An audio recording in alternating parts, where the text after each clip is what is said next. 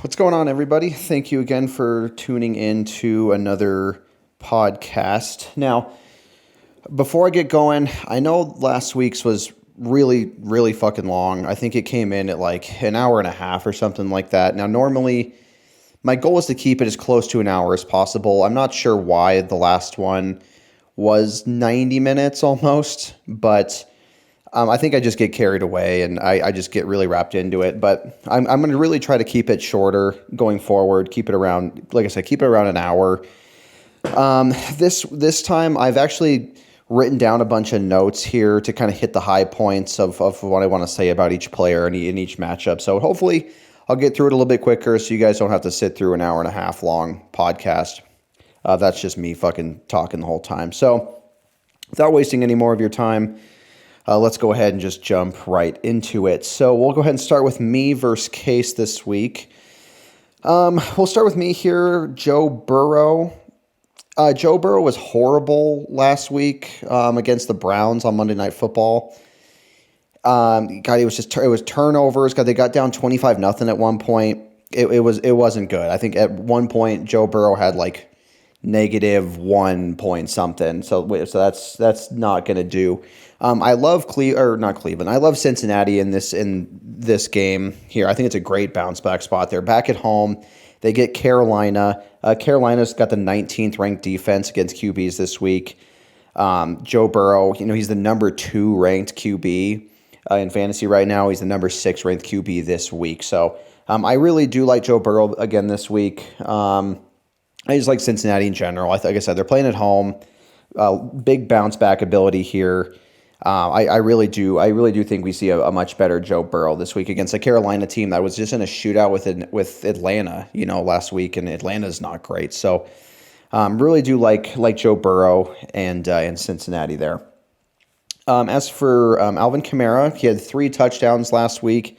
He was fantastic. I think he's the number 2 ranked running back going into this week, or at least in their rankings for this week. He gets Baltimore, who are honestly, they're pretty decent against running backs. I think they're the 9th ranked defense this week against against just all running backs. So a little bit trickier, but it's just a volume. It's a volume thing for them. You're gonna hear me say I just love guys based on volume a lot. And where is it? I had a phrase for it that I wrote down a bunch. Hold on. Fuck, where'd it go? Fuck, I don't know. I'll get to it. God damn it. I was really prepared and I can't find it now. But there it is. It's VBL. It's volume-based love. And Kamara is one of those guys that I love just based on volume. I like him getting in the air. He's just such a huge part of that passing game. I don't hate Kamara this week at all. Raheem Mostert. I do like him against Chicago. They're ranked 28th against running backs. And I know that Miami did just trade for Jeff Wilson Jr., but everything I've read, everything I've heard so far assures me that Mostert is still going to be the number 1 guy. Jeff Wilson's going to come in as just kind of a change of pace guy, and he's going to be there mostly as just kind of like a higher level insurance guy for Mostert. Those 2 guys were together in San Francisco last year. They reunited with Coach Mike McDaniels. He definitely knows how to use both those guys, but it sounds to me like Mostert's going to be the guy going forward still. So, I do like Mostert here this week against Chicago, who have been getting killed on the ground, and I think as long as they don't throw the ball just exclusively in that game, I really do think they're going to try to attack this game on the ground. So I think Mostert's got some value there. Tyler Boyd, he'll definitely be looking to improve on last week, where it really was just kind of disappointing on Cincinnati's end. Boyd did get 12.8 fantasy points and a touchdown last week. I really think there's a better opportunity this week against Carolina. They rank 19th against wide receivers. So I in a game where I really like Cincinnati, I think they're just so much of their offense is in the air, like most of their offense is in the air. I really do like I like Boyd to improve this week. I did pick up Romeo Doubs. or Dobbs, I think is actually Dobbs. I think it's Dobbs. Against Detroit, I love Green Bay in this game. I know Green Bay has been incredibly mediocre, but I really do like Green Bay and Aaron Rodgers and just the passing game. I love the potential game script here for them to throw the ball. Especially if Allen Lazard misses, which is very possible. He didn't practice Wednesday. He was limited today. There's a chance he doesn't play against Detroit, and if so, then I love Romeo Dobbs to fill in for that spot. And Detroit is ranked 28th in the league against the pass. They're just horrible. Their defense is trash. So even if Lazard plays, I like Dobbs, but especially if he doesn't, I really like just Green Bay receivers this week.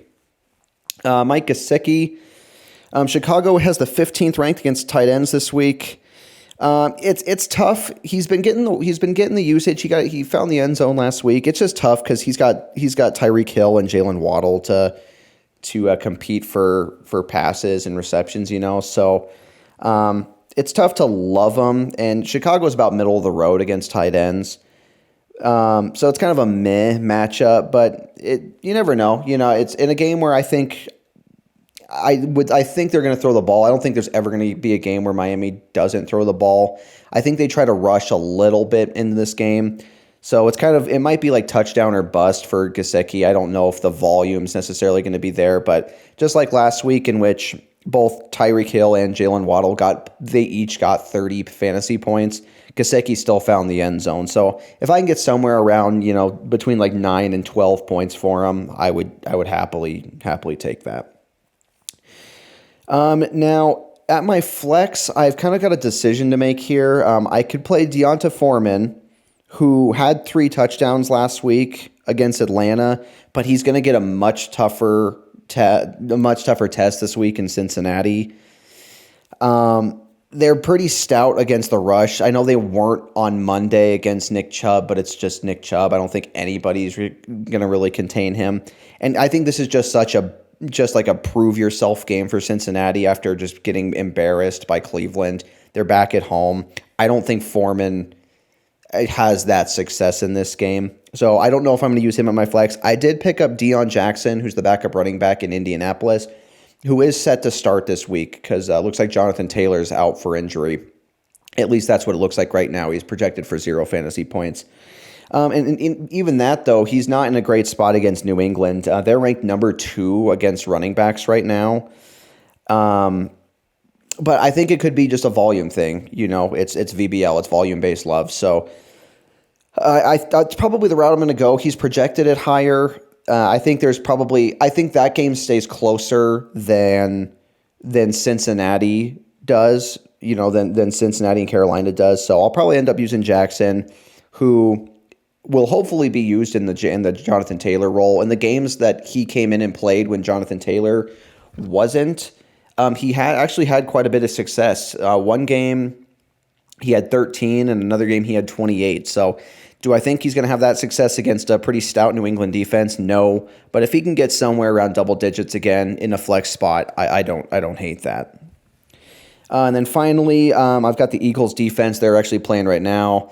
I'm recording this during the Thursday night game. It just started, and Philly actually gave up a touchdown on the first drive, on Houston's first drive, which is shocking because everybody, including me, loved the Philly defense this week. They were I think a 14-point favorite, which is crazy. They were a -4. They were a 2-touchdown favorite on the spread.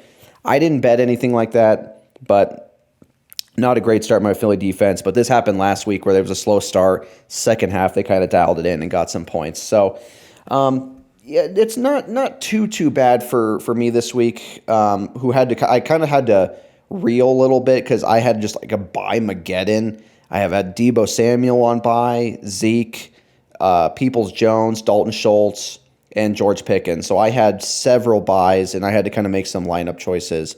But I managed to actually field the team because this time last week I didn't have enough players to actually field the starting lineup. So I managed to figure it out. We'll see how it goes. All right, moving on to Casey here, who's got Jalen Hurts. Speaking of this Thursday night game, I love Hurts in this game. I still love Philly despite them going down early 7-0 here. Houston, Houston is decent against the pass, though. That they rank 14th against opposing QBs. They've only allowed just a handful of receiving touchdowns. So it's going to be a little bit tougher for Hurts, but he's just on such a high-powered offense, and he's such a freak athlete that I think I just like him anyway. He could definitely get it down on the ground. I just really think that this might be a game where they try to use Miles Sanders on the ground more often than not. We'll see how this game goes, but I think no matter what, you like Jalen Hurts, and Houston's terrible. I'll be curious to see how the rest of this game goes. Next, Case has got A.J. Dillon. Case has got a little bit of a bye situation too this week. I'm assuming that's why A.J. Dillon's starting. He's got Najee Harris, Nick Chubb, both on bye. So yeah, his two stud running backs are on bye. He's got Ayuk on bye, Greg Dulcich. So he was in kind of a similar situation with that, or to me. So A.J. Dillon, I think there's some value on him. I don't think it's the worst choice it's not the worst situation to have to use him, just given the bye week. He's had under double digits in 7 of his 8 games, but he's playing such a bad defense. I think there's a little bit of value on him just on his pass catching ability. This is definitely going to be more of an Aaron Jones game for sure, but you never know. If he gets what he's been getting, like somewhere like 6, 7, 8, I think that's probably to be expected, but if they get ahead big and they start using A.J. Dillon a little bit more, he could get into the early double digits. So it's not too bad, but it's kind of hard to trust a backup running back to a guy like Aaron Jones.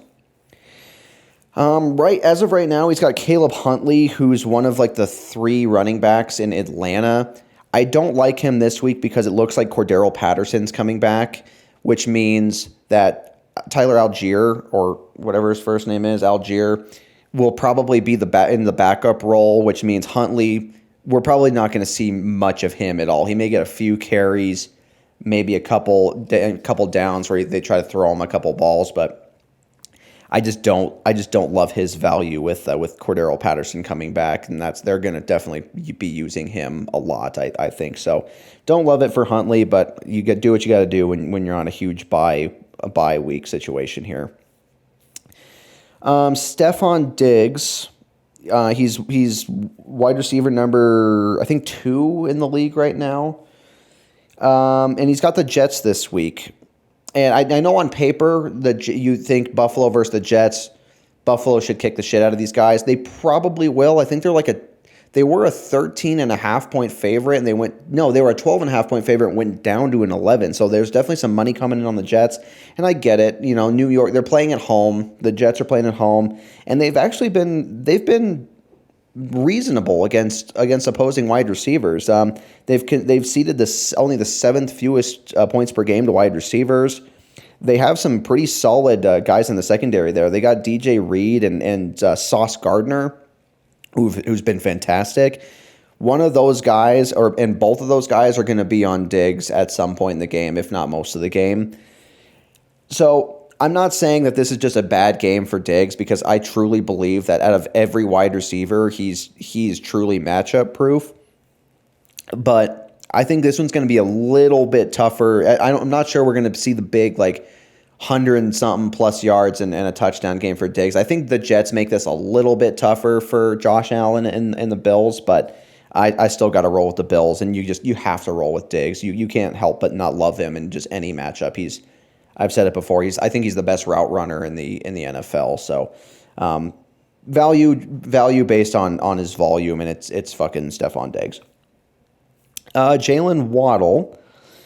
Kind of in a similar situation, actually, to Diggs. Chicago has been tough against wide receivers. They've allowed the 2nd fewest receptions to wide receivers, the 4th fewest yards, and the 4th fewest fantasy points to wide receivers. Now, I'm going to pretty much, for the exact same reasoning I gave Diggs, I'm going to give to Waddle here. I think he's just matchup proof. Waddle he's on such a high-powered offense where they're throwing him the ball so much, and I think Miami's definitely going to do that in this game. They look good on offense, and as decent as Chicago's been, it's still the Bears. They're still not very good. I know they've looked better, but You can't help it but not like Waddle, no matter who he's playing, even if the stats suggest this is not going to be a little bit tougher for him, which it could. He may not get the 30 fantasy points he got last week, but he'll probably get above 20 just on how many receptions he has, all that PPR stuff. So pretty good there.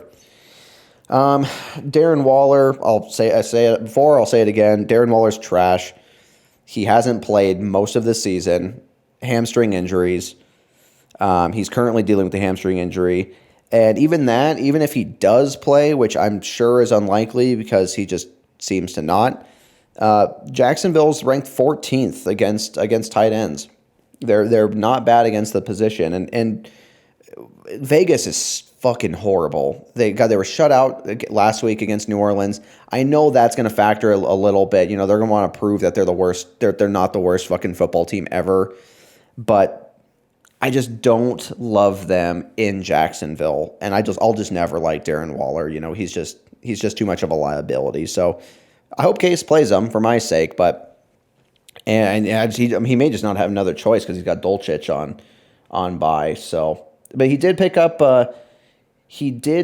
up Baltimore's other tight end, Isaiah Likely, who was great last week in replacement for Mark Andrews, who got hurt, which could very well be the situation this week. So, Case, if it were me, I'm probably playing Likely. I'm likely playing Likely. So there you go. Sorry, I had to do it. It was right there for me. Okay, moving on here. Michael Pittman Jr. I hate the Colts. I fucking hate the Colts. I've bet on them so much this year, and they keep boning me. It's such a horrible fucking run offense. They are shitty. I fucking hate the Colts so much. Michael Pittman Jr. is probably the one guy in that receiving core you want to have. He's probably one of the only two Colts you want to have after, God, I guess, Jonathan Taylor, but not even that really. Why I'm worried for MPJ this week is because he's going to get the Belichick standard double coverage, was what he does against every team he plays. He finds the best receiver and he shuts you down. He's going to do that to I almost said Michael Porter Jr., to Michael Pittman Jr. And it's just a tough game script for him, I think. I don't love the Colts in this one against New England. They're still rocking Sam Ellinger at backup. Even though New England, if you look, they're ranked 27th against wide receivers this week, and I don't see a situation in which the Colts score a lot of points in this game. So I'm not huge on Michael Pittman Jr. Then finally, New England's defense. I think that's a good matchup against the Colts. If you're going to play your own players against one another, I probably like the New England matchup a little bit better. They're at home. They're going to shut down Michael Pittman Jr., and there's no Jonathan Taylor. New England's great against the run, so I don't know if that was going to be a huge factor anyway. But I like New England in this one, so I think you're making a good choice at defense there. So as of right now, I'm projected at, I know this game, it's because this game's going on. I'm projected 126 to 119. I don't ever like giving myself the favor, and I'm still not going to do it. I'm just going to assume I lose, especially to Casey, who's just a powerhouse. But we'll see. I think this one is close. I think whoever does win does it by just a close margin. So I'm going to give Casey a little bit of the lean here, just with his wide receivers especially. So yeah, we'll see what happens. All right, next we are going to go to Sam versus Emily. Which is projected very close. Sam's got the close edge here, 122.8 to 121.8. So let's see here. Sam's got Tua, which you have to love Tua right now. He's he's just winging the ball. That's such a pass first offense. It's very entertaining. Chicago gives up the ninth most fantasy points per game to opposing quarterbacks, and he's got just the best wide receiver tandem in the league in Waddle and Hill. So, whereas I think Miami tries to run the ball a little bit more than they have been in this game. If Tua's been doing what they've been doing, and he's getting the ball to the two great wide receivers he have, you love Tua in this matchup against Chicago. James Conner He is questionable with the injury that he's been dealing with here since the beginning of the season. But if he plays, he's in a good spot against Seattle. Seattle allows 26.3 fantasy points per game to opposing running backs. So you have to love that stat. You just wonder if A, he's going to play, and B, if he does play, how much is Eno Benjamin, who's been filling in for him, how much is he going to factor in? Because he's been good. And how much Seattle gives up, how many points they give up to running backs. You just wonder, it's a tricky situation. But if he plays, I think you roll with them because how run heavy they're probably going to try to be against Seattle. Ooh, Miles Sanders just got in the end zone. That was my bet of the night. Fuck yes, let's go. Sorry, that was unrelated. Fuck yeah. David Montgomery. Now, Miami allows the 9th most fantasy points to running backs, but he has this big, giant fucking handcuff named Khalil Herbert splitting time with him. Last week, Herbert out carried him 16-15, and he's just been doing more of the meaningful work, it seems like. So it's probably frustrating having David Montgomery. They're definitely trying to run the ball, but it's such a huge split right now. It's probably tough to love him. I'm not a huge Montgomery fan in this one, despite a pretty favorable Miami rush defense to be beaten there. But Khalil Herbert's gonna be eaten into a lot of that time. So that's kind of a little bit of a tough one. Justin Jefferson. Now, he has a much better outlook this week against Washington than he did last week. Washington gives up 14.2 yards per catch to wide receivers, which is amongst like the highest, in the league. And they just struggle against the pass, I know the addition of TJ Hawkinson, he got traded from Detroit to Minnesota. I think that's going to eat into his target share a little bit, but overall, I think they're still going to be looking to get him the ball more than anybody just because he's the stud. So in a game against a very beatable Washington defense, I like Jefferson more than I did last week. He should be able to find a little bit more success, even though they are playing on the road in Washington. I still like him. Who I like a little bit less right now still is Devontae Adams. Last week against New Orleans, he finished with 1.2 fantasy points, which is statistically the worst game of his career. He's going to draw a toughie this week. He's going to get Tyson Campbell. I just lost my place here. Against Jacksonville. God, I'm stupid. And Tyson Campbell, they found something pretty special in him. He's the best guy in Jacksonville secondary. He completely shut down Mike Williams when they played the Chargers, and then last week in London, he held Cortland Sutton to one catch for 13 yards. Vegas just sucks so bad, so I think you have to lower expectations a little bit for Devontae Adams, but he's still the main guy. They're always going to try to get him the ball. I think the game script is going to work a little bit better for him than it did in New Orleans, hopefully, for Sam's sake. So I don't think they're going to get shut out like they did last week, but they're just such a fucking bad team. It's tough to really love Devontae Adams, I guess, against a guy who has been shutting down kind of the better wide receivers in the league right now. Speaking of TJ Hawkinson getting traded to Minnesota, Sam has TJ Hawkinson, who I don't know if it benefits him getting traded to that offense more so than it did in Detroit. I think Detroit was a little bit more pass heavy. So I'm not sure how that's going to work. It kind of balances out with two of Sam's big guys, with Jefferson and now Hawkinson, kind of maybe taking targets away from one another. But to play devil's advocate, it could work out in his favor. You just wonder, how good the Minnesota offense is going to be. Now, Washington has allowed the fewest fantasy points to tight ends out of anybody in the league. So, or off the bat, just eyeballing it, it's not a great matchup for him.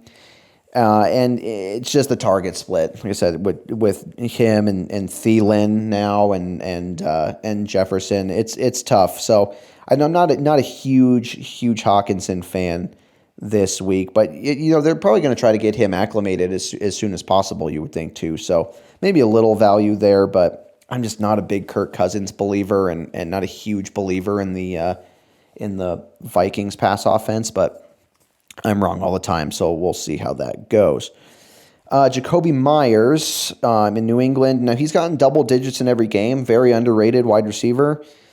Indianapolis is they're middle of the road against wide receivers. I think they were ranked 15th, so not too bad.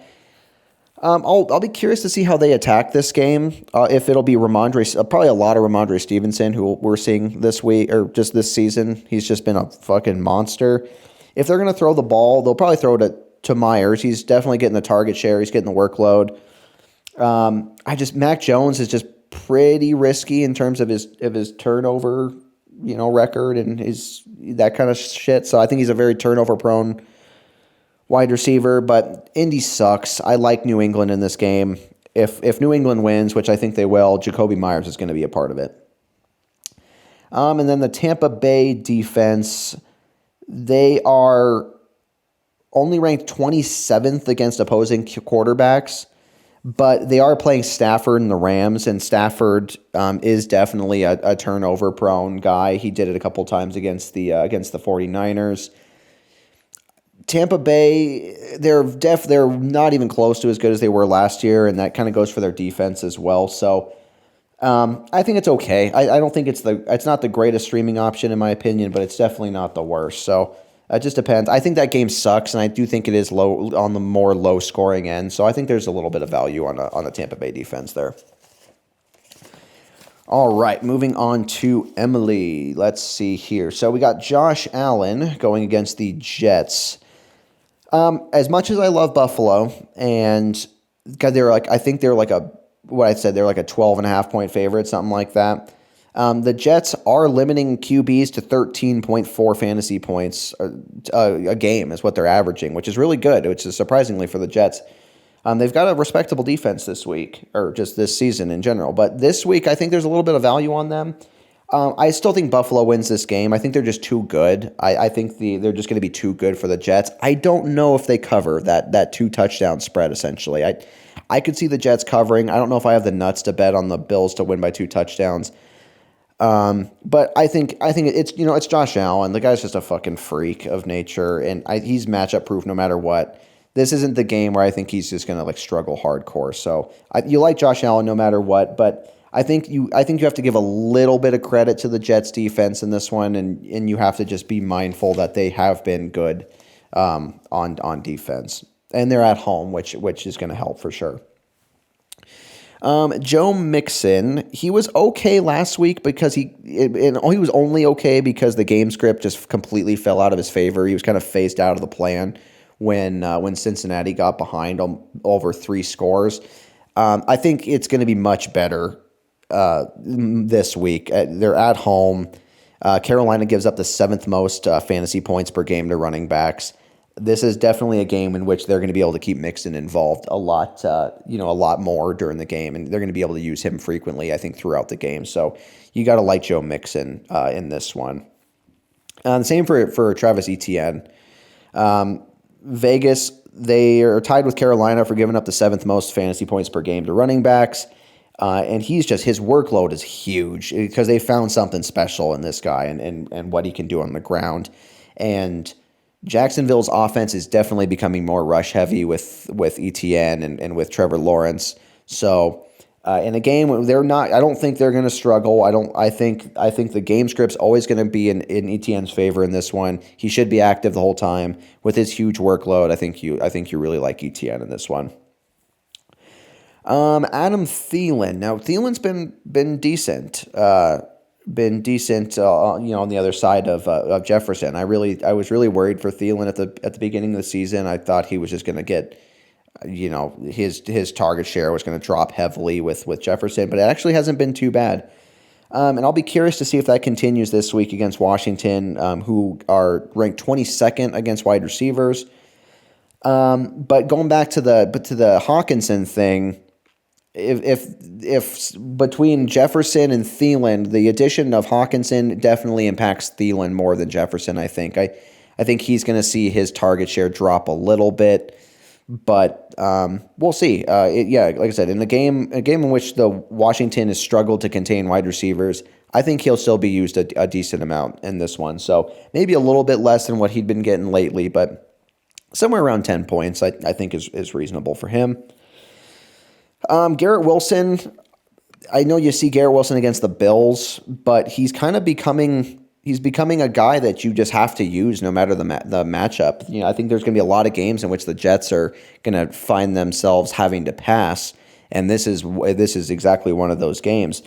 Buffalo is in the upper court. They're in the upper echelon of tough defenses against wide receivers. They're ranked. They've given up the 12th fewest yards per game to wide receivers. But it's all just a game script thing, and it's a volume thing for Garrett Wilson. As long as Zach Wilson, his quarterback, isn't fucking terrible like he was last week, where he was just blindly throwing picks all game, I don't think it's a horrible spot for Garrett Wilson. There are times where Buffalo can be beaten in the air, and I think they're just going to need Garrett Wilson this week. So it's not too bad of a spot for him. It's not one of my favorite spots, but it's definitely not too bad. Dallas Goedert, I've already seen him catch a few passes in this game here. I know the Eagles tied this thing up 7-7. And Houston's very beatable at the tight end position. They're only ranked 22nd against tight ends. I think somewhere around 10 to 12, which is what his average is expected in this offense, in which it looks like they're probably going to have to throw the ball if this is going to be closer than expected. So I like Goddard for the rest of this game as it goes on. Eno Benjamin, who M's been using at her like flex / running back position. I'll be interesting to see what happens with him with James Conner potentially coming back. It would be tough to give him the boot with how well he's been doing, especially as a pass catcher. And I think there's a situation in which you can use both of those guys if you use James Conner as more of the rush guy and you bring in Benjamin as the pass catcher, because Seattle gives up 47 receiving yards per game to running back, which is huge. I think that's really where Benjamin has value there. So as long as he gets the touches, if James Conner comes back, I think he's still a good flex play, especially if James Conner doesn't come back. I think you love him this week. So I guess we'll see what happens with one more day of practice before the weekend. But I think you at least like Benjamin one way or the other. And then lastly, the Titans defense. I'll be totally honest, I hate this one this week. You're facing Kansas City and Mahomes coming off a bye. The Titans are horrible against the pass and against opposing wide receivers. And I think this game's going to be high scoring, and I think the Titans are going to have to play catch up or at least struggle to keep up in this one. So I think this is going to be a tough look for the Titans defense. Coming off a fresh Mahomes and all those wide receivers that he throws to coming off. So I like most of M's matchups, but that's about the only one that I'm not a huge fan of. So looking at the matchups here, I'm going to have to give the lean to you because it seems like I'm always wrong when I say that you're going to lose. And I probably just like your matchups a little bit better with Allen, Mixon, ETN. Your running backs in particular, I really like this week. But with Sam, I really like Jefferson, and I'll be curious to see how Hawkinson gets involved too. So whereas I think this one will be close, I think I'm gonna finally give M probably the credit that she deserves. And see if I think she's going to get the win this week. Sorry, Sam, but I think that is what is going to happen. Okay, next one here is Al versus Liv. So let's see here. Lamar Jackson against New Orleans in New Orleans. So where I think Lamar is going to have some success here is that the Saints rank they're second to last in the league in pressure rate. So they give the quarterbacks plenty of time to figure out what they want to do, which I think is a dangerous precedent against a guy like Lamar Jackson. If you give him enough time, he's just going to run the fucking ball 100 yards, which I think is very possible in this game. But if they can find a way to get to him, I think they can keep him at bay. They rank 17th in the league against QBs. So they're about middle of the pack. But where I think there's a little bit of a question mark here is just the injuries to Baltimore right now. Rashad Bateman's hurt, and I really think they're going to be without Mark Andrews in this one. So they're going to have to rely on their deeper guys. And I really think Lamar's going to try to have to do a lot of this one himself, which I think is possible given that 31st pressure rate by the Saints. I think it's going to be a lot of Lamar on the ground, which isn't a bad thing at all for his fantasy value. Yeah, it's maybe a little bit tougher one for him just given the situation, but overall I don't think it's a bad option whatsoever. I like Josh Jacobs better this week than he was last week when he got completely shut down. The Jacksonville allows the 10th most fantasy points to running backs, and they're just 32nd. They're ranking them the last team in the league against running backs this week. So they must love Josh Jacobs. I think he gets right back up to speed in this one, as long as Vegas doesn't get blown out again, which I don't. It's not a guarantee that they won't, but I think they get a little bit better matchup this week against a team that's going to try to run the ball on them more than New Orleans did. And they're definitely they're better against the rush than they are against the pass. So I think, I really think Jacksonville wins this game, but I think Vegas at least keeps it within reason where they have to use Josh Jacobs, because that's just where all their success is coming from right now. So despite the shutout last week, I like Jacobs to be a lot better on this one. It's kind of tough because Al will eventually set his lineup to be different than what I'm going over right now, but I just kind of have to just go over what it looks like from what I'm seeing. Right now, he's got Nyheim Hines in one of his running back spots, who was just traded to Buffalo. And it's his situation improved for sure because he's just going to be part of just a way better offense than he was in Indianapolis. He's going to definitely be a pass catcher. He'll probably be a kick returner in some situations, and he's just going to be a change of pace guy. So it's difficult to know how much he's going to play just getting there on short notice. But if he does, it's not a bad option. My guess is Al's probably not even going to use him this week. He's getting Eckler back, who will just immediately vault into that one of those spots. He's running back 1. He's playing Atlanta. Just get fucking Austin Eckler into your team. That's an easy one. He probably just hasn't set his lineup yet, but like I said, I have to go over what I see in front of me here. So my guess is Nyheim Hines doesn't play, but if he does, there's a little bit of value there just being on a better offense. Who will play is Tyreek Hill. He's number 1 wide receiver in the league. And what's fucking crazy is he's on pace for over 2,000 receiving yards, which is wild. He gets a little bit tougher matchup this week with Chicago. Kind of went over that when I went over Waddle.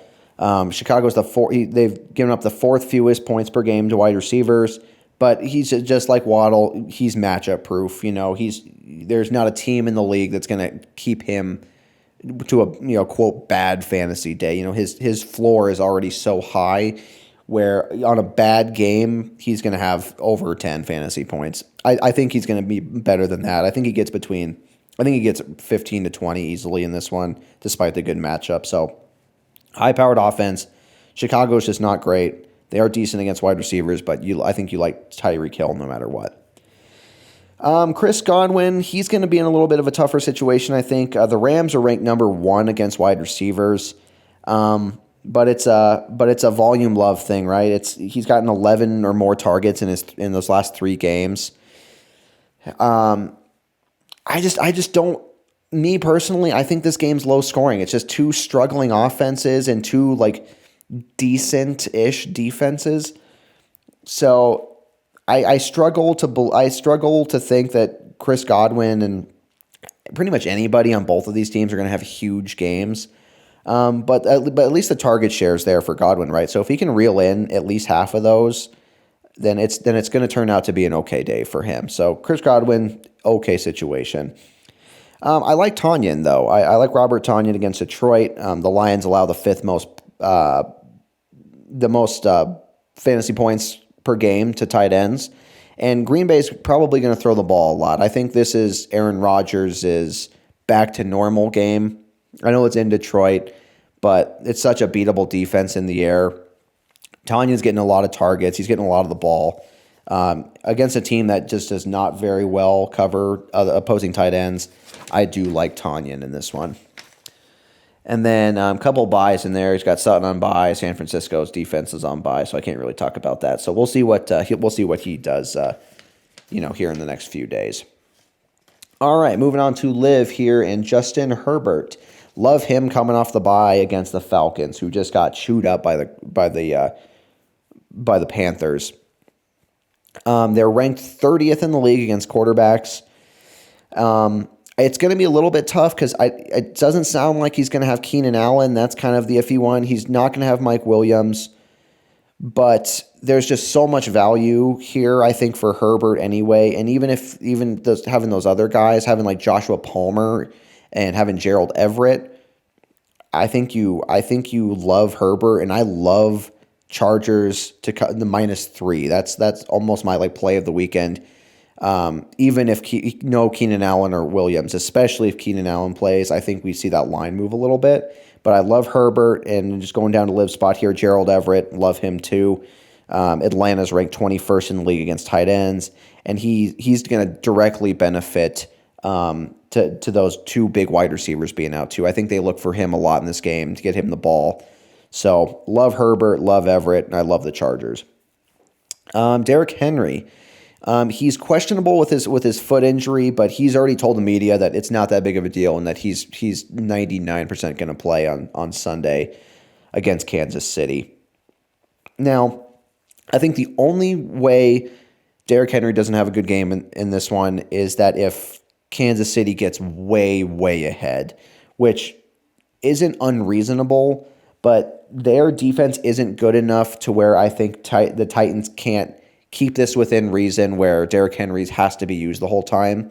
Kansas City allows 4.4 yards per carry to running backs, which is pretty high, and they're only ranked 23rd against running backs. So as long as they can find a way to keep this one close with Kansas City, I do like Derrick Henry a lot in this one. He's not going to completely torch those guys like he did to Houston last week for 200 yards and 2 touchdowns, but as long as the game script stays in his favor, I think you like Derrick Henry. Devin Singletary, he gets a tougher matchup against the Jets on the road, but I think the volume's going to be there for him you have to start him, obviously. I think the volume's going to be there enough for him to have at least a moderate day. They're about middle of the pack against running backs. I think they got the 14th ranked, and whereas the spread says otherwise, there's just a part of me that thinks that just the Jets right now, they're playing well, they're at home. I think they give Buffalo just a little bit of trouble in this one, to where Singletary is going to be used enough to be relevant throughout this whole game. So it's not my favorite spot in the world for Singletary, but I think it's decent enough where he's going to get some good volume points in this one. DK Metcalf is questionable with his knee. That happened last week, and he put up monster points. You never know. He's always I think just from here until I think for the good part of the rest of the season, he's always going to be questionable. He did escape blowing a huge part of his knee. It is still bugging him though. So I think no matter what, I think you have to always kind of temper your expectations on DK. But not only that, it's just Arizona they've been really good against opposing wide receivers. They're ranked 6th against the position. And he was held relatively in check when those two played back in week 6. So I think it's going to be a decently high scoring game. I think Seattle's going to try to win this game more so on the ground. That's where Arizona is more beatable. But if DK's healthy and he can push through like he did last week, they're definitely going to try to throw to him, particularly in the red zone. If Arizona can get if Seattle can get down in the red zone, they're definitely going to be looking for Metcalf because he's just fucking huge. So you have to throw to him. So I think there's a little bit of a tricky one there, but overall not too bad if Metcalf plays. Darnell Mooney, I think you've been liking him here the last few weeks as we've kind of seeing a resurrection of the Chicago passing offense and with Justin Fields looking better. But they did just add Chase Claypool from Pittsburgh, which I really think Claypool's going to end up being wide receiver 1 in this offense, and it could start as early as this week. Miami is decent against opposing wide receivers, and they got the 11th ranked. But I'm not going to like Darnell Mooney going forward. He might be okay in this game, in a game where I think Chicago is going to be having to keep up and having to throw the ball.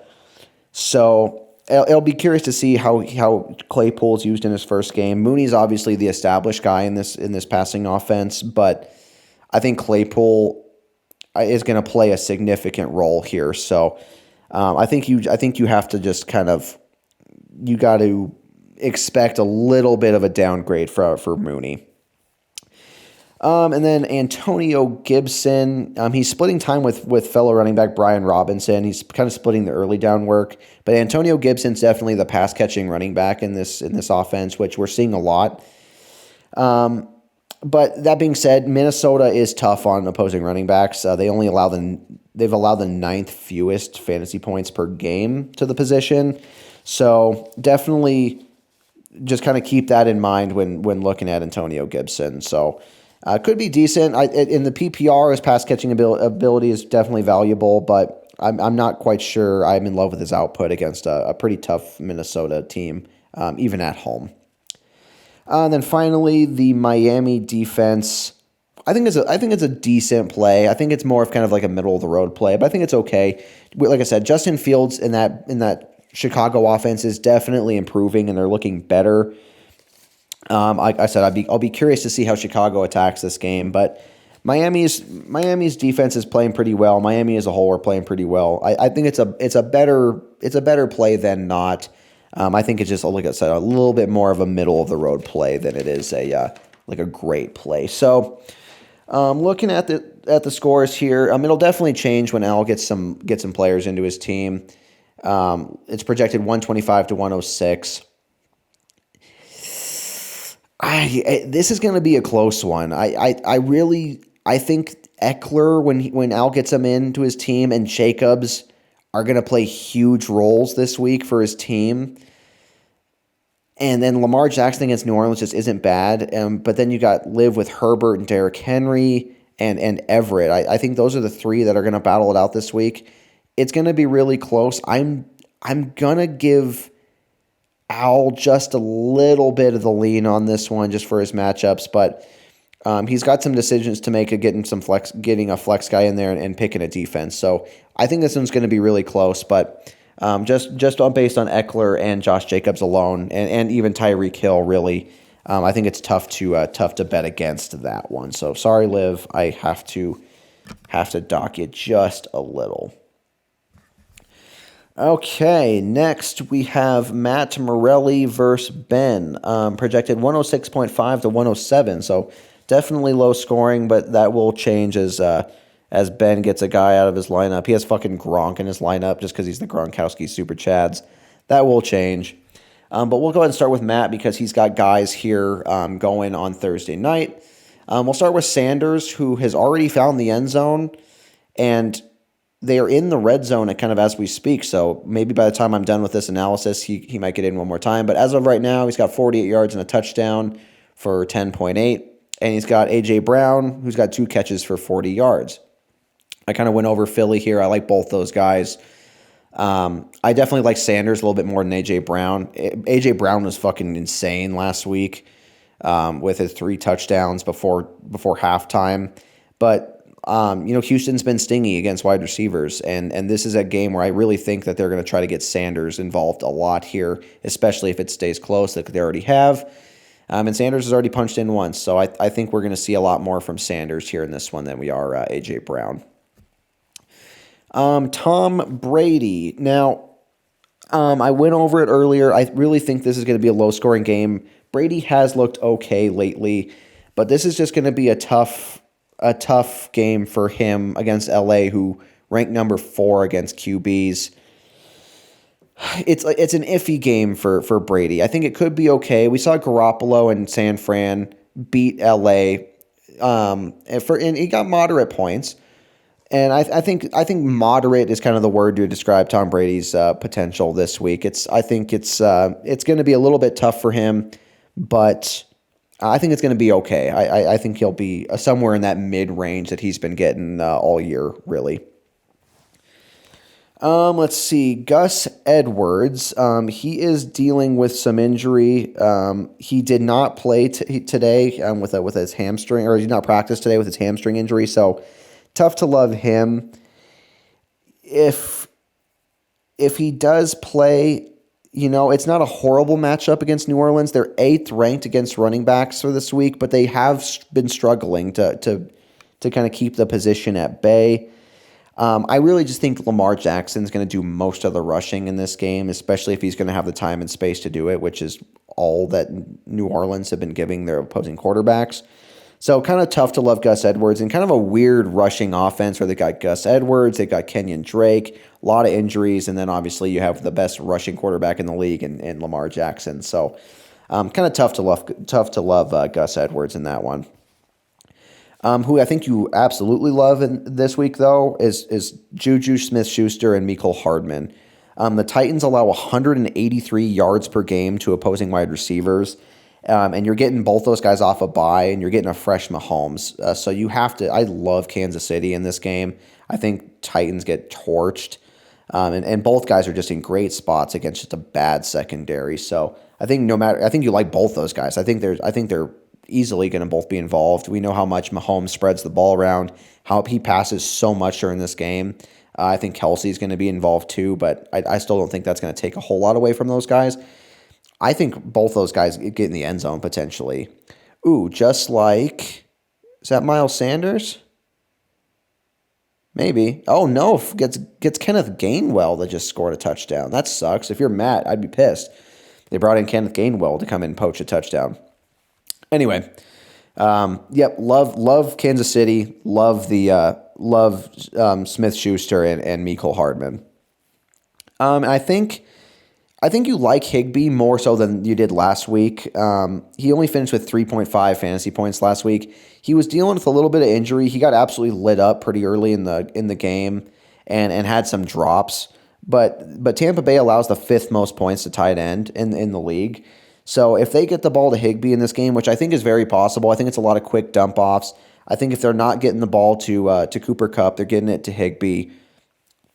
I think you like it. I'm not sure you don't absolutely love him, but I think you like him at least more than you did last week. I think he's better than the 3.5 he got last week.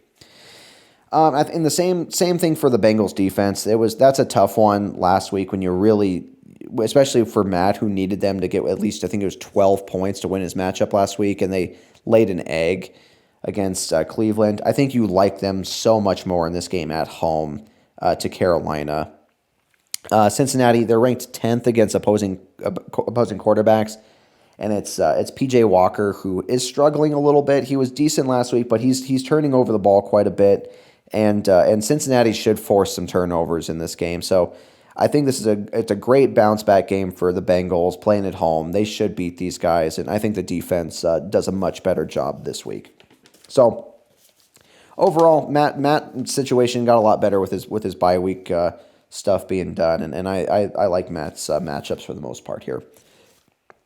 Okay, moving on to Ben. We'll start with Kyler Murray, who faces Seattle this week, who he played back in week 6 and got about 17 fantasy points. So they kept him at bay. They did a pretty good job containing him, at least in the air. He did have 100 rushing yards, and it's very possible that we're going to see something similar to that again. They have an okay matchup at home here. Seattle's ranked 18th against opposing quarterbacks, and yeah, they're decent against wide receivers too, but they also haven't played DeAndre Hopkins yet. He was not available when they played the first time, and he's been fucking insane. And that connection with Murray and D-Hop started as soon as he got back from suspension. So I think we're going to see a little bit better performance for him in the air against a guy they haven't seen yet this season. So it's not a bad matchup for Kyler Murray. I think he can get somewhere around 20, 25 fantasy points, given the D-Hop boost. I think is going to play a huge role. And I think he scrambles and gets quite a bit of rushing yards as well. Ramondre Stevenson playing the Colts. The Colts are okay against running backs, about middle of the pack. I think they were the 15th rank. But it's a volume thing. Again, it's going back to the volume by love stuff. He's been getting so much of the ball in that offense, and Mac Jones struggling a little bit with the turnovers and the injury stuff too. Got some lingering injuries. I think Stevenson's heavily involved in this game. I could see this game being either close or low scoring or both. It's two. New England's got the much better team, I think, and definitely the better defense. But the Colts are capable enough to keep this thing close, and it's not like New England's an offensive powerhouse by any means. So I think this is low scoring and close, which is going to be great for Ramondre Stevenson's game script and his usage. So you love him there. You love him against anybody right now. The guy's a freak. Right now, Ben's got Dontrell Hilliard in, who is the backup to Derrick Henry. That will probably change because Derrick Henry's going to play. So if I'm Ben, I'm getting him out of my team, and I'm finding somebody to play running back. I know he's got Pollard on bye, and his situation's looking a little bleak here with his bench options. He doesn't really have another running back. But I would maybe, and because he's got McCaffrey on bye too, it looks like. So I would maybe drop Hilliard and try to find somebody who's going to get more touches. I don't know who exactly that's going to be, but that's tough if you're going to have to try to rely on Hilliard, especially if unless something crazy happens to Derrick Henry and he doesn't play against Kansas City. DJ Moore, you have to like him no matter what, for sure, just given his volume and how much of the ball has been in his hands here in the last few weeks. But I think you got to temper expectations just a little bit this week against the Bengals, who I'm just really big on, at home. He's definitely matchup proof. He's the biggest part of that offense, especially the passing offense. So they're going to target him a lot in this game, and where I really think Carolina's going to get behind big. So you love Moore no matter what for that reason, but I don't know if I don't know if he's getting like the 150 yards in a touchdown, like the 25 something points this week. So, yeah, that's just kind of how I feel about it. Tyler Lockett, it's another one. That guy has always been the definition of boomer bust. His value will definitely increase based on Metcalf's health. If Metcalf is healthy, I think they're going to probably favor him a little bit more. Back in Week 6 when they played Arizona, he had 3.7 fantasy points. I think whatever they did the first time to keep him low scoring, they're just going to do again. I think he's going to have similar stats. I'm not a big Lockett believer this week against a capable defense. Arizona, I think they were number 6 rank against wide receivers. So tough to love Tyler Lockett in this week. And then Ben, just because he's a troll and because his name is the Gronkowski Super Chats, he did pick up Rob Gronkowski, who is currently just I don't know, eating fucking Doritos on his couch right now, playing for no football team.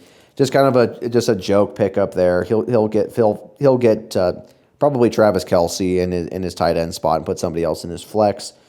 But yeah, Kelce, they should fucking murder the Titans, I think. And Kelce Kelce's going to play such a huge part in that passing offense for sure. This seems like a game where Kelce's going to have like 75 plus yards and a touchdown, and a game where the Chiefs should be able to do whatever they want in the air.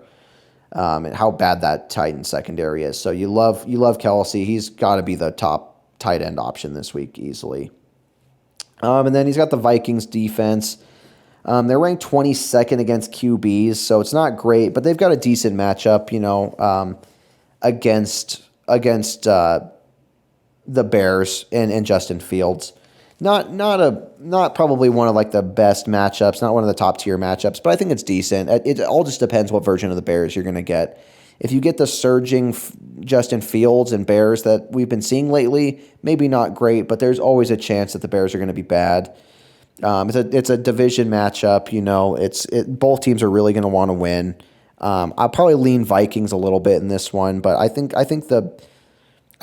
it's closer than it's probably going to be close. So Vikings is not a terrible streaming option, probably about middle of the road in my opinion. So Looking at it, probably, man, this is a really close one, and it'll change when Ben gets Ben will probably have the edge when he actually gets a real player who plays in the NFL in his tight end spot or his flex spot.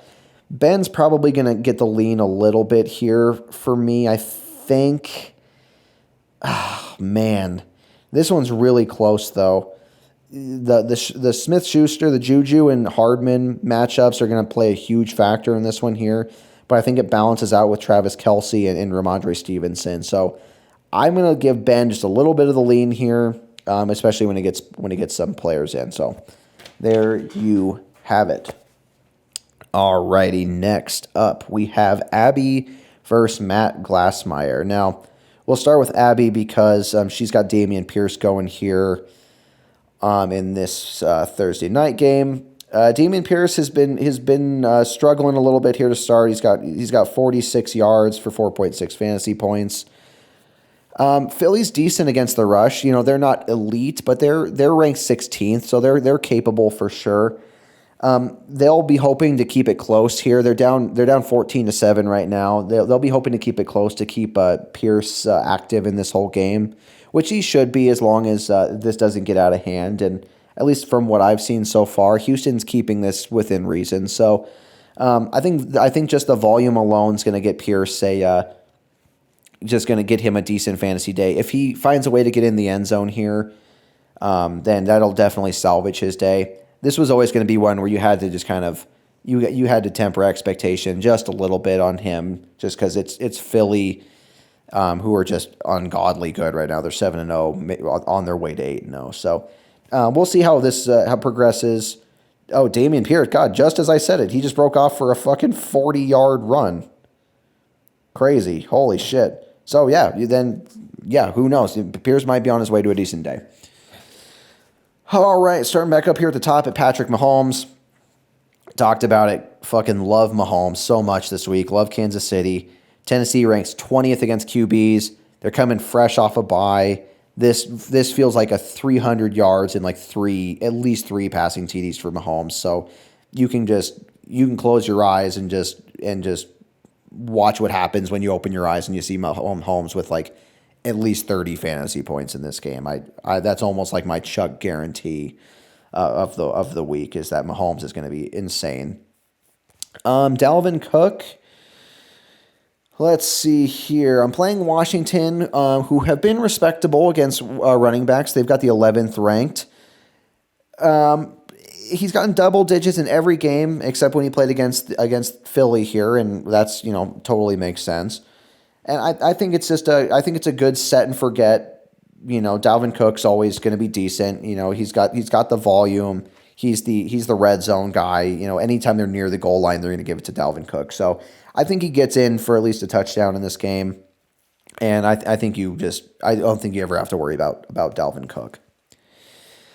T. Higgins. So he was kind of in the same situation as Tyler Boyd last week in that struggling offense in Cincinnati. I think you expect him to be better than he was last week, especially with the absence of Jamar Chase, still dealing with that injury. T. Higgins is easily vaulting into wide receiver one. I think we see him as wide receiver one in this game against Carolina. They're ranked 24th against wide receivers, and I think there's just such a boost with Cincinnati getting this bounce back game at home here. So I think it's T. Higgins' time to shine. I think we see him get closer to Jamar Chase numbers than he was last week. So I think you love T. Higgins. Who I don't think you love quite as much as Mike Evans. Kind of going back to what I was saying about that Rams defense. They're ranked number 1 against wide receivers. He's being targeted heavily. Mike Evans is, and I don't think that's going to change. I think you just have to. I think you just have to keep in mind how decent that the Rams have been against opposing wide receivers, and they definitely have a tougher matchup this week.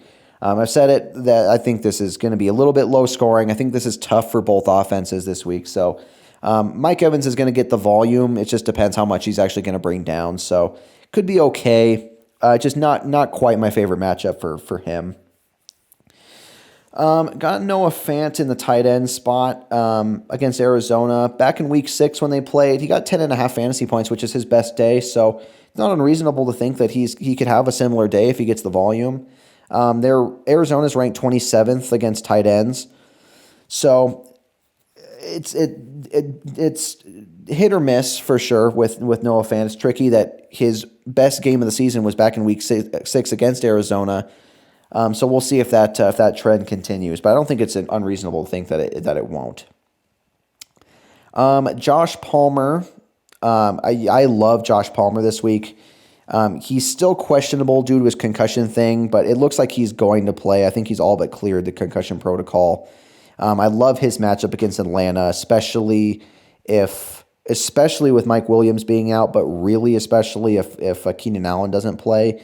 Atlanta's ranked 17th against the pass. And with a healthy, coming off a bye, Justin Herbert, I think you just love Josh Palmer. And I expect him to be busy in this one against Atlanta, who have been getting creamed in the air. And then finally, the Panthers defense.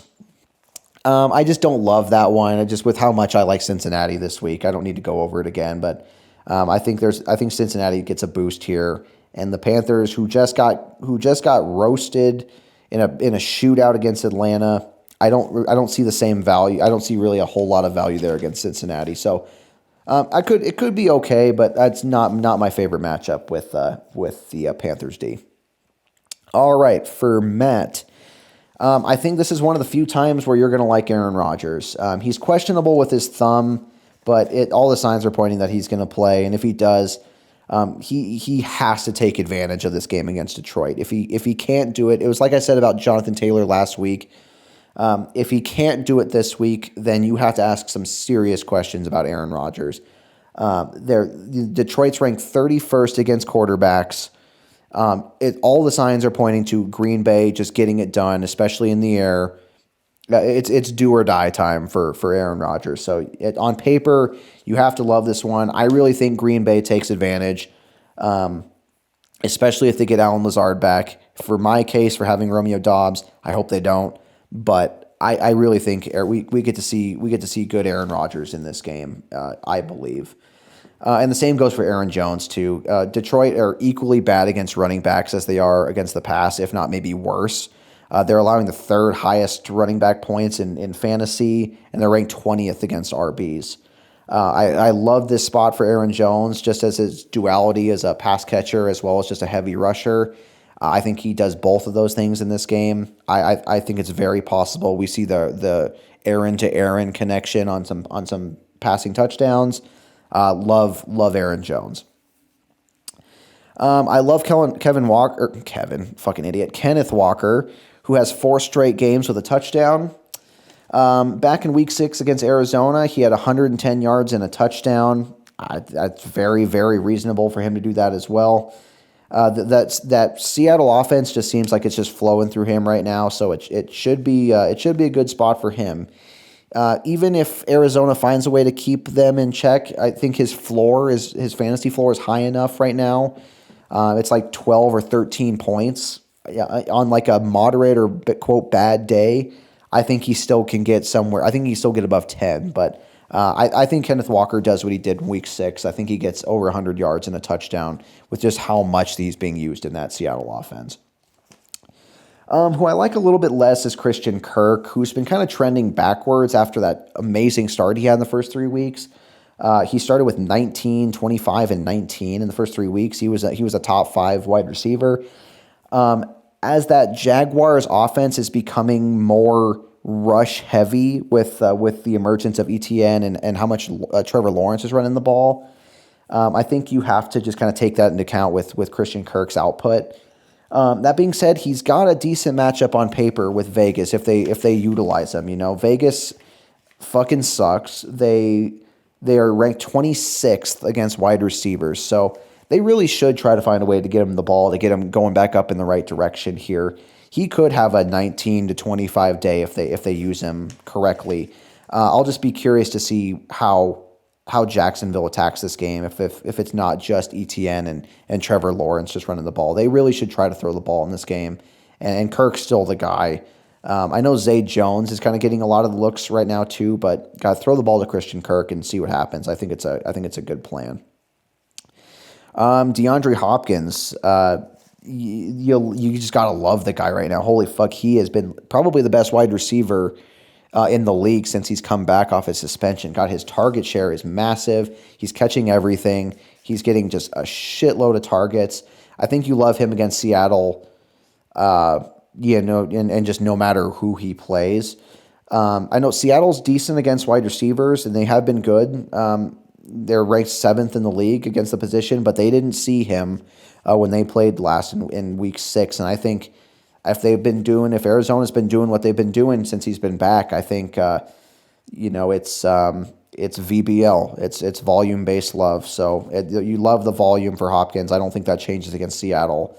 As long as Kyler Murray can have a little bit more success, which he should now that he has D-Hop against these guys, you love his matchup there.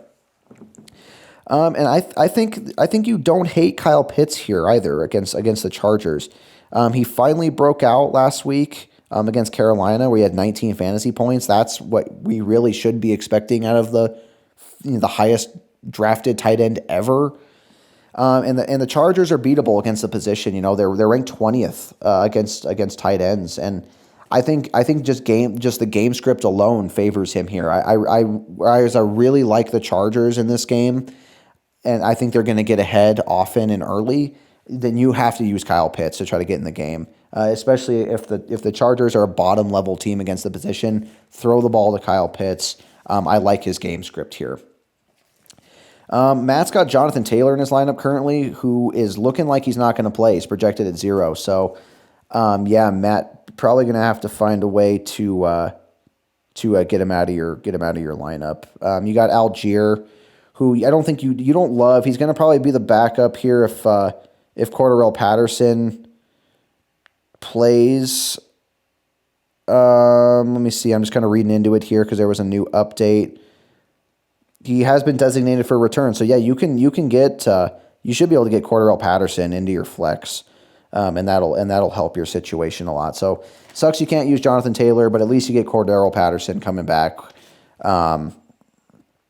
who should have some success against the Chargers. Honestly, I didn't have the notes for that one because I didn't know if he was going to play or not, but I know firsthand the Chargers are very beatable on the ground. And if Cordarrelle Patterson does play, I like his volume usage in that game against a pretty bad rush defense. And then finally got the Colts going here against the Pats. I don't think it's a bad matchup at all. The Colts are so fucking bad, but their defense is okay. They've got a good matchup against a turnover prone Mac Jones. And they've actually allowed the 7th fewest fantasy points to quarterbacks. So I think that game's set up to be low scoring and shitty, which is obviously good to have one of those two defenses. So Colts defense, not too bad there. Overall, this is going to be really, really close. It's projected 129.8 to 128.6. Man, oh man.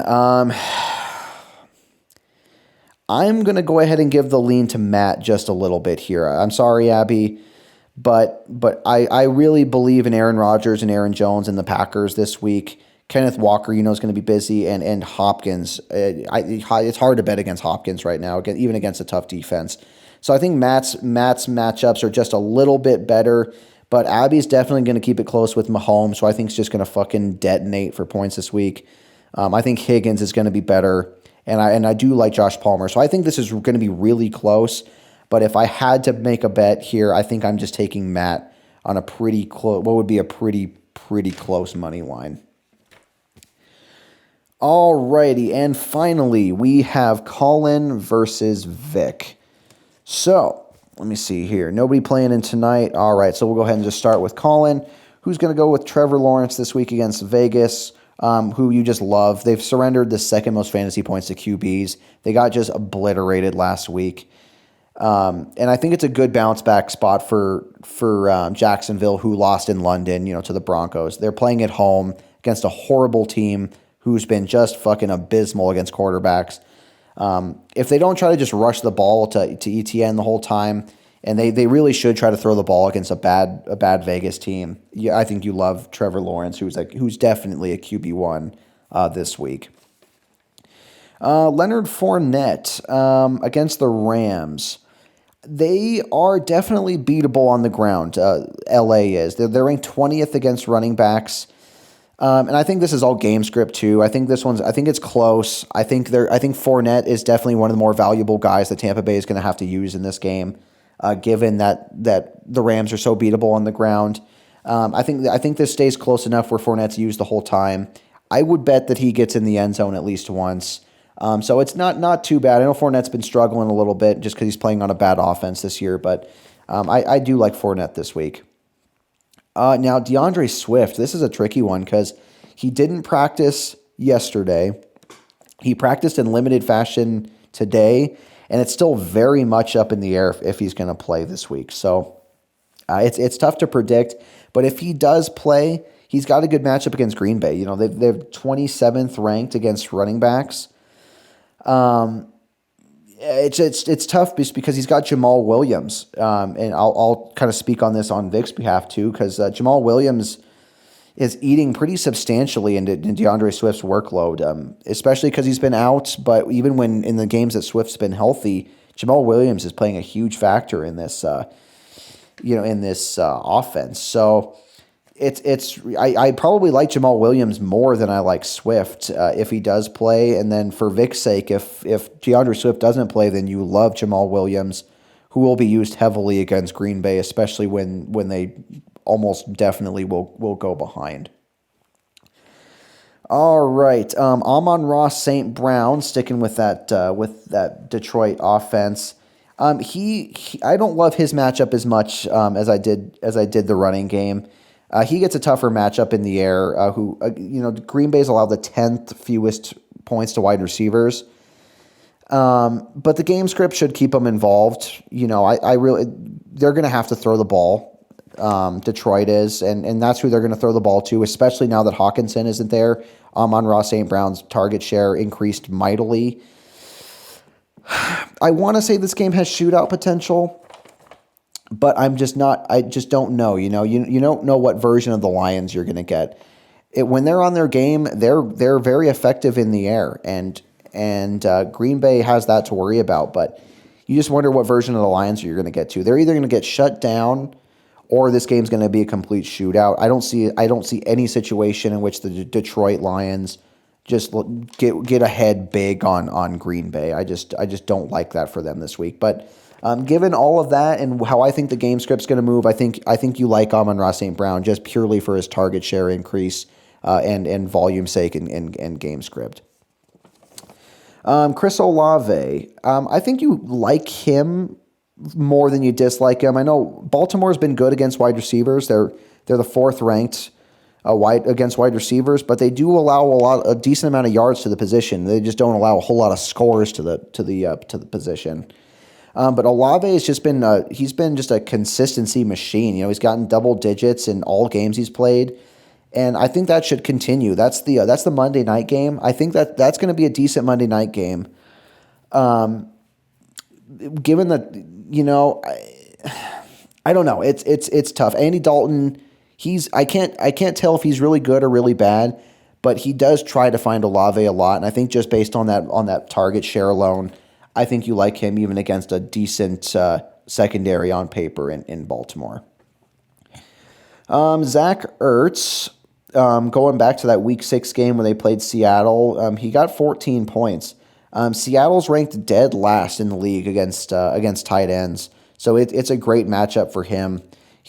I was worried with how many people they had to throw the ball to in that offense. It's actually just kind of become him and now DeAndre Hopkins. So when they're not throwing to Hopkins, it looks like they're throwing to Ertz. It worked out great back in Week 6. They're just going to do that again probably. So I think if he can get between 10 and 15 points, I think that's a great week for him. That's kind of about where he's landing a lot of the time anyway. Allen Lazard, he was limited in practice today with his shoulder, so he's still probably going to be a pretty legitimate question for for Sunday against the Lions. But if he does play, you love his matchup. I talked about it with how beatable that Detroit offense or that Detroit defense is in the air, especially. Lazard is Aaron Rodgers' number one guy when he's healthy. So if Lazard plays, you love him. Just kind of keep an eye on him because it's still very much up in the air that he may not. And then finishing here on the Jets defense against Buffalo. God, it's really hard to trust a team that's like a 12.5 point underdog or 11.5 point underdog. But if you have to play the Jets, I don't think this is the worst spot ever for them. They're actually pretty decent against wide receivers. They've allowed the 7th fewest fantasy points to wide receivers. But it's horrifying to think of like having success against Buffalo. So if you go an opposite route, totally don't blame you. If you don't want to, I wouldn't play anybody against Buffalo if it were me. But if you have to play the Jets defense this week, I think it's a little bit better on paper than a lot of people are giving them credit for. All right, and then Vic. Let's see here. So I had a bunch of notes for Vic when I was kind of going over this, and it looks like he's made some adjustments here. He's going with Marcus Mariota because he's got Daniel Jones on bye. I think it's not terrible. The Chargers defense is nothing to be afraid of by any means, and he was actually decent against Carolina last week. So I think he's a borderline QB1, and he's going to have to be good in this game to keep this game close. So I really don't think Mariota's in a bad spot at all against the Chargers. I think it's a game in which they're going to have to throw the ball to keep it close. So not too bad of an option there for Mariota. He gets Clyde Edwards-Helaire back against Tennessee. The Titans have been decent against running backs this week, and I'm not in love with CEH this week just because I really think Kansas City's value is going to be all through Mahomes and passing the ball, just how so fucking bad Tennessee is in the air. I think CEH gets a little bit of work, maybe as a few pass catching, but I think he kind of just takes a back seat and watches the show as the ball flies over his head this whole game. So not in love with him this week. I already talked about Jamal Williams. I love him this week against Green Bay, especially if Swift's out. Even if Swift plays, Jamal Williams has been the better running back in Detroit this year. So like him a lot. I do like where is he? Scary Terry McLaurin. Minnesota is ranked 29th against wide receivers. VBL, volume-based love. His volume, his target share is great. He's really become a matchup-proof guy. And honestly, Washington has looked better since Heineke got into the team and they dumped fucking Carson Wentz. So in a game where I think Minnesota probably wins this game on the road, but McLaurin is just doing enough lately against every team, whether it's good or bad. You love him no matter what. He's really just a talented athletic guy playing on just a not great team. But it works out for him because he's wide receiver one. So you like Terry McLaurin. Terry McLaurin. Sorry, I'm still going through puberty every now and again. Robert Woods. I just don't like what Robert Woods. He's hard to trust.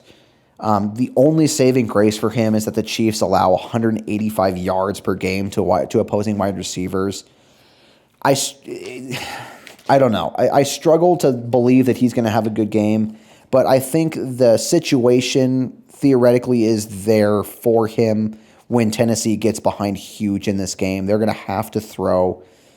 And Woods is, he's a capable wide receiver. It's just so hard to trust, but I think the game script gives it a little bit of hope that he's okay this week, but still wouldn't trust him.